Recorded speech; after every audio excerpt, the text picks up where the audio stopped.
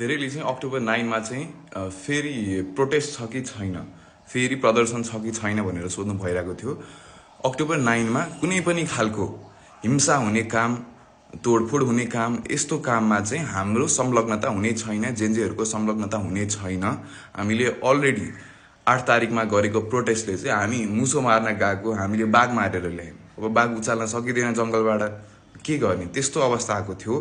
Agenda बिना के गर्ने त्यसपछि भन्ने बिना त्यो थाहा नपाइकन हामीले कुनै पनि खालको प्रोटेस्टमा चाहिँ पार्टिसिपेट गर्दैनौँ।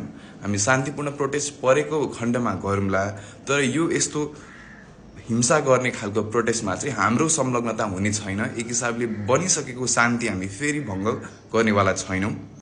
अहिले प्रोटेस्ट गर्नुपर्ने कुनै कारण पनि छैन। सुरुमा त प्रेसर अप्लाई गर्ने हो हाम्रो माग पुरा नहुँदाखेरि है। अब प्रेसर अप्लाई पो गर्ने हो त, यहाँ अहिले तोडफोड गर्नुपर्ने, आक्रोशमा आउनुपर्ने त कुनै कारण छैन। त्यसैले जेनजी हाम्रो उमेर समूहकोले यस्तो नचाहिने काम हामी गर्दैनौँ, उशृङ्खल काम गर्दैनौँ। एजेन्डा छ भनी प्रेसर दिएर पुरा गर्छौँ, त्यो लागेन भने मात्र केही गरौँला। तर 9 तारिकको प्रोटेस्टको चाहिँ कुनै पनि अर्थ छैन, केही पनि गर्नेवाला छैन, केही एजेन्डा छैन। यसरी बेकारमा हिंसा गर्ने काम मात्र हामी गर्नेवाला छैनौँ।